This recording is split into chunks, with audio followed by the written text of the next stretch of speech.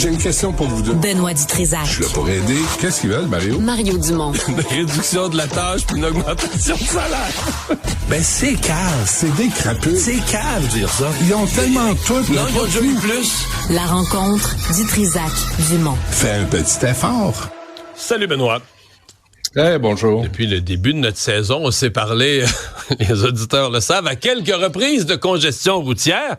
Mais là, au-delà de nos émotions, au-delà de notre ressenti à toi ou à moi, on a mis des chiffres là-dessus, là. Ouais, et c'est la communauté métropolitaine de Montréal là, qui a calculé tout ça selon certains critères. Donc, on parle de 6 milliards 134 millions. On oublie les 134 millions, c'est quand même pas un détail, pour l'année 2023. Tout ça en perte de temps, en usure de voiture, là, il y a quelques critères. Je suis allé voir, Mario, c'est qui la communauté métropolitaine de Montréal? Sais-tu qui est à la tête de ça? C'est Valérie Plante. Ben oui. Oui, c'est les villes, puis c'est Montréal qui est la grande ville centrale. C'est le leadership de Montréal. T'as Laval, t'as Longueuil, c'est le Grand Montréal métropolitain. Là, tu dis, OK, alors elle est à la tête d'un organisme qui dit, là, ça nous coûte 6 milliards, puis bientôt, en 2030, ça va coûter 10 milliards. Là, tu dis, répond, ben, la solution, c'est les transports collectifs. Là, tu regardes les transports collectifs à Montréal, réduction de lignes d'autobus, sinon annulation, réduction des services. Elle va dire que c'est de la faute du gouvernement du Québec qui transfère plus assez d'argent. Malgré qu'il en transfère plus qu'avant, mais pas assez pour toutes les augmentations de coûts. Jamais assez. Les pannes dans le métro, l'insécurité dans le métro, les gens qui t'ont appelé, qui m'ont appelé, qui ont dit, moi, j'ai peur de prendre le métro. L'embouteillage pour se rendre au REM, tu racontais pour aller voir un match des Alouettes, tu vas là, si tu vas au REM à Brassard, faut que tu prennes un numéro, tu mets en ligne, et les problèmes de stationnement.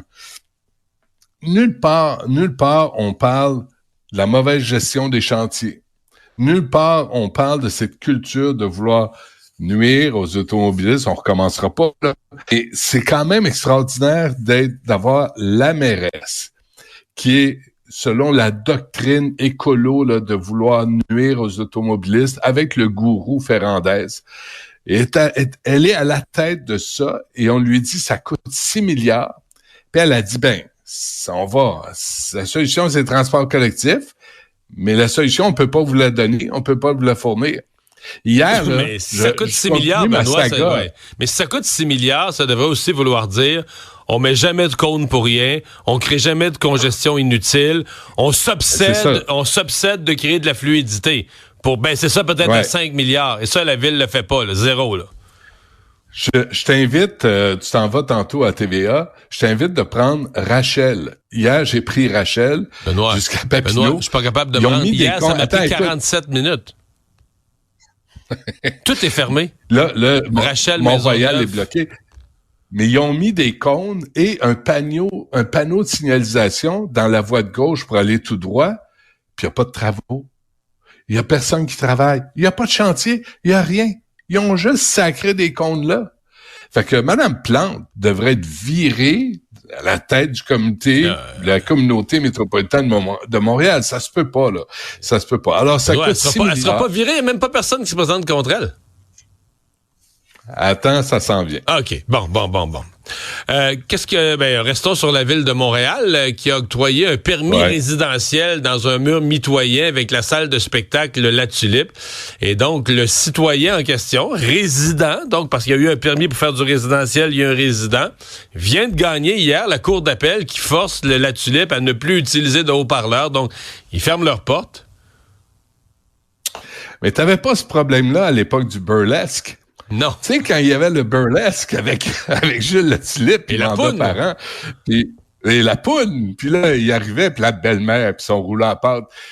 Qu'est-ce que tu veux faire? Tu sais, madame, fallait être là, c'est une autre époque. Mais, tu sais, madame, toute l'administration Plante parle de cohabitation quand on parle d'itinérance. Il faudrait parler de cohabitation aussi entre les commerces puis les résidents. Alors, la rue Papineau, est-ce que c'est une rue commerciale? Est-ce que c'est une rue résidentielle? Moi, je comprends. les résidents qui disent, écoutez, là, il est 11 heures, il est minuit, on peut pas dormir parce que ça brasse à côté. Puis je comprends le commerçant à Tulipe qui dit, on est une salle de spectacle, tu t'en viens vivre à côté de chez nous, on a beau isoler, c'est sûr que il va y avoir des... Mais là, c'est plus qu'à côté, là, c'est un mur mitoyen, c'est essentiellement même bâtiment, ni plus ni moins, là. Alors, qu'est-ce que tu fais? Mais t'octroies pas. Il y avait pas de résidentiel là jusqu'en 2016. C'était commercial, institutionnel. Fait que le soir, il n'y a plus personne. Là, en tout cas, les bureaux sont fermés. Il y a une pénurie de logements. Fait que t'en mets partout, t'en mets où tu peux, sauf dans les sous-sols, ce qui s'en vient. c'est la gestion. Tu sais, est-ce que tu mets une salle de spectacle là où les gens dorment à côté? Tu sais, c'est insensé. Est-ce que tu loues un logement à côté d'une salle de spectacle? Tu sais, c'est banane. Là. Moi, je ne sais pas quoi penser de ça. Je sais pas, tu sais, c'est la poule et l'œuf. Fait que je sais pas, la salle est là depuis 1913. Là. Fait qu'au moment... Ouais, mais je te dis, quand Mandat Parent pognait Gilles Latulippe par une oreille pour lui dire « Où t'étais, toi? À quelle heure tu rentres? » Ça dérangeait personne. T'entendais rire. Mais là, t'entends la baisse des shows. C'est une autre affaire, ça. Qu'est-ce qui se passe, Benoît, dans la circonscription de Papineau, le comté de M. Trudeau? Écoute, c'était un article que j'ai trouvé dans tes amis, Montreal Gazette. L'emprise de Trudeau sur Montréal diminue. Même dans la circonscription de Papineau, on annonce, là, selon l'Institut Angus Reid, l'impopularité de Trudeau ainsi que le mécontentement plus large à l'égard du Parti libéral ont érodé le soutien, même dans des domaines qui semblaient auparavant inattaquables. On l'a vu dans dans Verdun aussi, les libéraux ont perdu. En janvier cette année, 51% des électeurs du Grand Montréal appuyaient les libéraux. À la mi-septembre, c'était tombé à 29%. On parle d'une augmentation de popularité du Bloc québécois, imagine, et aussi une montée des conservateurs. Mais imagine Justin qui perdrait dans Papineau. Ça n'arrivera pas. Il y avait eu des sondages qui disaient ça il y a une couple d'années, puis il a été réélu comme une balle. Moi, je crois pas à ça. Mais c'est ce qu'il annonce, là. C'est un sondage, là. C'est pas fait. Là, sans compter les gens là-dedans. Voter. Ils le voient dans des shows de variété aux États-Unis, là. Et voyons donc, ils sont fiers de ça dans le comté, là. Mais imagine si les gens votaient pour le Bloc à la place de Justin Trudeau. Imagine l'onde de choc que ça enverrait. Là, le rock serait aux abois et crierait au meurtre. Ça serait épouvantable. Mais pour revenir à ce que tu dis, là, Justin Trudeau, hier, il était à Stephen Colbert avant-hier. Impeccable, probablement qu'il avait déjà eu les questions pour pas le prendre à contre-pied. Mais je me disais, Radio-Canada, offrez un talk show à Justin Trudeau. Il n'aura pas besoin d'inviter, il va s'interviewer lui-même. Mais offrez-lui une porte de sortie à sa carrière politique en toute dignité, là. Parce qu'il était, je le répète, là, il était vraiment très bon à Stephen Colbert. Faut lui donner ça. Quelqu'un qui nous écrit sur le trafic à Montréal dit « Depuis que la maire Esplante a enlevé 2 voies complètes sur la rue Sherbrooke, est près de Papineau, je gaspille 20-25 minutes par jour pour traverser 6 coins de rue.